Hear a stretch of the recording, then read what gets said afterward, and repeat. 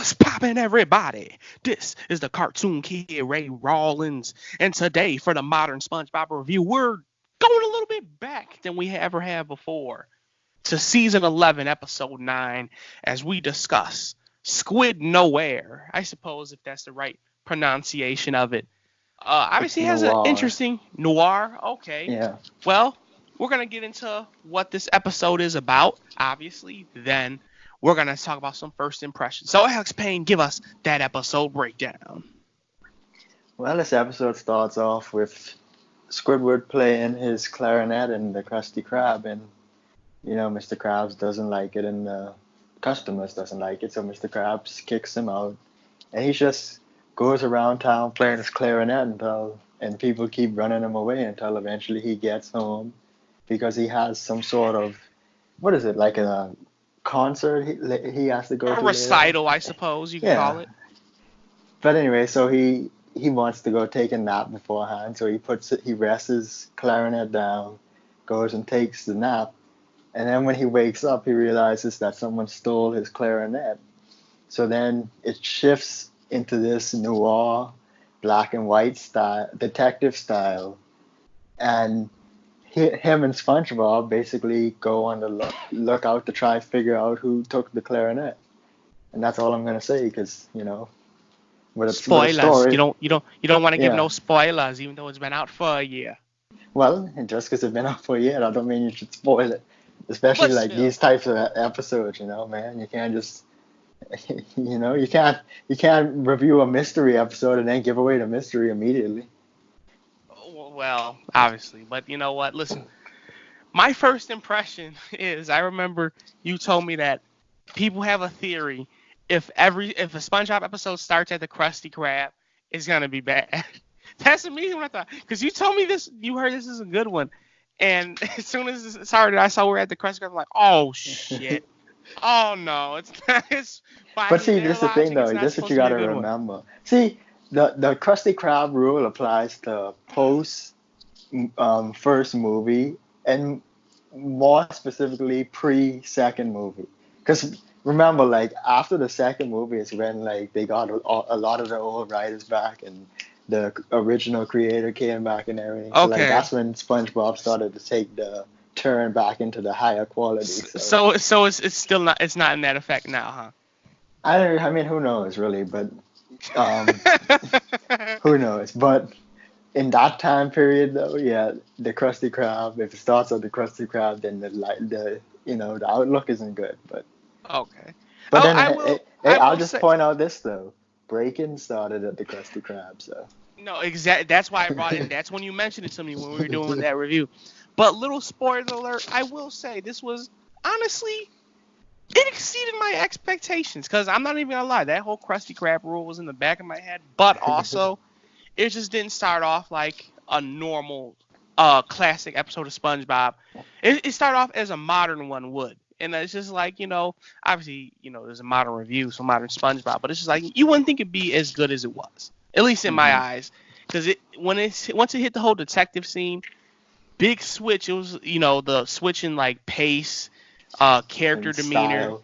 style, like you said. It's just like, man, it really changed the mood of the episode, and it changed it for the better, in my opinion. But I'm gonna let you do your first impressions. What do you gotta say? Um, I think my first impression was the style. I guess the style and the way. Actually, no. My first impression was this episode was very smartly written, like in some of, and like in terms of the things they said and things that they did in the episode. So that was my first impressions. Like I found myself like, that's pretty smart or whatever more often than I normally would. Okay, all right. So what's I guess we yours? can well, I practically just gave mine anyway Oh before you yeah, I did guess yours. so. But let's get on to the moments. What are some of your favorite moments in this episode? Because I have a few. Well, I guess I maybe 3. I see.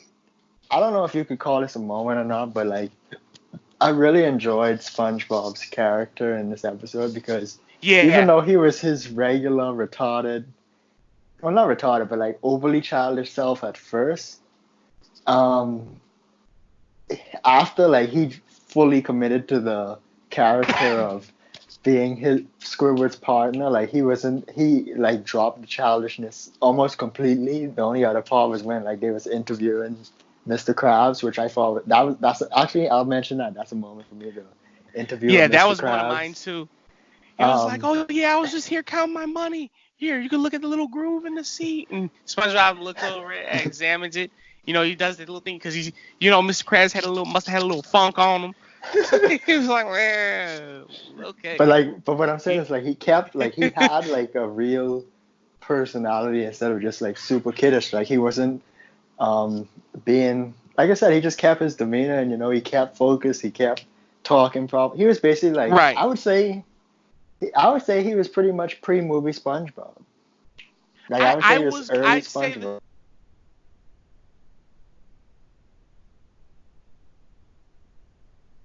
supposed to be childish. When he asked like, "Squidward, can I be your cop partner or whatever?" And he's like, "Yeah, sure. Just quit interrupting my narration." And it's just like that felt like a SpongeBob thing to do. It really did. It felt like a SpongeBob-ish thing to do. Childish, yeah, but that's what SpongeBob is. So he did. I definitely do agree. He stuck to his character good in this episode. Honestly, it wasn't too overdone as it is in Yeah, others, and he wasn't but being he like definitely annoying or He stuck to his nothing. role. He wasn't doing enough. Exactly. He didn't do like, you could argue the whole thing with Mr. Krabs when they was like playing good cop and good cop was kind of him being stupid, but I don't really think so. Cause like I think he I even don't think like so either. I think like even like cause even when he went to Bubble Bass and was like, no, I'll take care of this, and then like played off of the fact that Bubble Bass plays with the action figures a lot and everything. Like that's Yup. some quick and smart thinking on his part. That's some SpongeBob shit right there. That's what SpongeBob would do, or And old plus like school SpongeBob would do.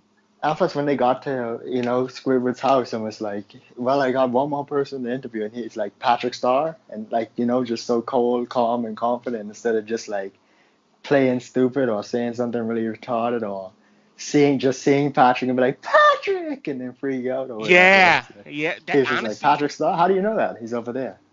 you know what? That didn't cross my mind one bit. I kind of did think of it like that, but not in the tone that you just mentioned. Like SpongeBob or new SpongeBob would freaking clown out because snap, Patrick's here, my best friend. But then you got, like you said, he was using logic. Patrick's right there, so The talk to thing with him. the So quarters was funny too, by the way. yeah, I don't see my whole thing with this episode is I was thinking like, who are they trying to emulate here? Like what detective thing they're trying to play off of? And I looked it up. I didn't know what a noir was or noir, whatever you want to call it. Yeah. Because I want to see like what that name actually meant. Was it a play on something? So I looked it up, and it's an actual genre of film, like a crime genre of film, which is pretty Yeah. neat. I like the nice invented name in there. Well, I think they were just Um, with the quarters though. They were just going off of because like the whole quarter flipping thing where they'll be like flipping the quarter up in there over and over again, and he would just flip it up and it never just go away. And again, that goes into right. like the smart writing I'm talking about because that's like an interesting um, concept or whatever. It's like, oh, I'm gonna like an interesting play on that whole idea. Right. Another smart writing joke for me at least was when he was like was when Squidward was like, I don't have friends, I have suspects, and then he's like, Yeah. oh, don't you know that suspects are just friends you haven't cleared of charges yet? It's like I Yeah. thought that See was now, pretty cool and funny. I think I would say that was like something. I want to say that's something like new SpongeBob would say. I would, you could kind of say old SpongeBob would say that too, but it's kind of like, I don't know. It's something like childish and stupid No, that that's new SpongeBob would say. childish, but I feel like it's It was smartly like that written though. stupid. It's smartly written, but I don't know. I don't. I'd say it kind of falls into his character a little bit, but I don't know. I see that more as new SpongeBob saying that No, shit, like I not said, I'm old not saying if SpongeBob. that is or isn't out of his character like that. I just feel like that was a smartly written joke, is what I'm saying. Right? No, of course, of Regardless course. of who said it. I I like to when when they're fighting Bubble Bass and whatnot, the action figures fighting Bubble Bass. They motherfucking slap boxing or whatever you want to call it. And dude rolls the dice and he's like, oh, that's a hit. Boom! And just sent his ass flying. I love that part, man. And then when they throw they throw his little action figure out the window, and Bubble Bass is crying and whatnot, and everybody's trying to comfort him. And I forgot what SpongeBob had asked. Squidward was like just a freaking jerk. He's like, I'm not sorry or whatever. I'm like, oh damn, come on, Squidward, you gotta be cold like that, man. Come on, man. Um, and as far as moments, I'd say that's my last one. I can't remember any other ones. So that right there, that was the big bubble bass, and the Mr. Krabs one. Like I said, when SpongeBob got a little bit of his funk from the seat, I'm like, ooh, Mr. Krabs, you bogus as hell, man. Watch them cheeks. But besides that, I can't remember any other moments in the episode. I'm sure there's probably one that I'm missing. Oh, when Squidward's playing the clarinet in his house, and Patrick sees him in the window, he's like, Squidward, I'll save you, because he's thinking the clarinet's like a little tiny monster attacking him. And you know, he throws a little thing at him, just sends him flying back, smacks him in the head. Oh yeah, knocked his head off, and his hair was in a flame on the wall. That was yeah. Again, that's what I'm saying. Like that was a really smart. Like that's a really smart idea there. But you know too, like when Patrick was like was playing around, and Squidward started blowing in the clarinet. He's like, ooh, like I just like how they just amplified that shit. Like I know it's bad music, and is making Patrick's ears bleed, I suppose you could say. Just like freaking covers his ears, like, ooh, ah! He started. I just love that shit, man. I'm not even gonna lie, that shit had me rolling. But I will say this, and I will say this though, because it's funny because we talk about like how well SpongeBob's character was. Not that Patrick's character was bad in this episode, but he was still extremely dumb. He still wasn't nothing close to the original plot. Like I would say SpongeBob was pretty much, I would say 80 to 90% original SpongeBob in this episode, but Patrick was like the scene, if anything proves it, it's the scene with the jellyfish goo near the end. It's like, no, this is goo from Jellyfish Fields, and he just licks off his hands, just like, okay. This is definitely new, old school, or new. But I want beans. I don't know, maybe okay, that line right there maybe is kind of old school Patrick, but the rest like new school, 100%. Mm-hmm. I can kind of see Patrick saying that because, you know, it's kind of like back then he would have said it seriously. This time he was hollering and like retardedly saying it. To amplify it, you know, to put emphasis on it. But, I mean, besides that, we can get in a review portion here. I gotta say, this episode was pretty good. Was pretty decent, honestly. Honestly, nowhere near, like, greatness, but it was pretty darn good. For a new school episode of SpongeBob, definitely exceeded my expectations for sure. Started off kind of, you know, had me a little worried with the whole Krusty Krab rule, which obviously I don't take that seriously by any means. But I gotta say though, it was pretty decent for what it was. So I'm gonna hit it with a nice 7.5 out of 10. I thought the episode was really, really enjoyable. I liked a lot of the writing. I like the visuals of it, and I felt like the contrast, especially like when it switched. Right. The color to the other one. Like the transition looked very nice and cool. Yeah, I wasn't a huge fan of that because I don't like black and white things, but I guess those films are normally like that. And fun fact, noir is French for black, which I suppose that's why I think that's why they did that. But I don't know. I'm not a big fan of the black and white stuff, but I think they did it all right. You know, there's really no complaints. No, it would be like nitpicking to take points off of that. You know, so. But go ahead, continue. I really liked the transition, and I thought the end was really interesting, and I liked the fact that, and again, you could kind of like tell the difference between this and like you could tell the shift from bad modern to good, because like Squidward actually won in the end on this one.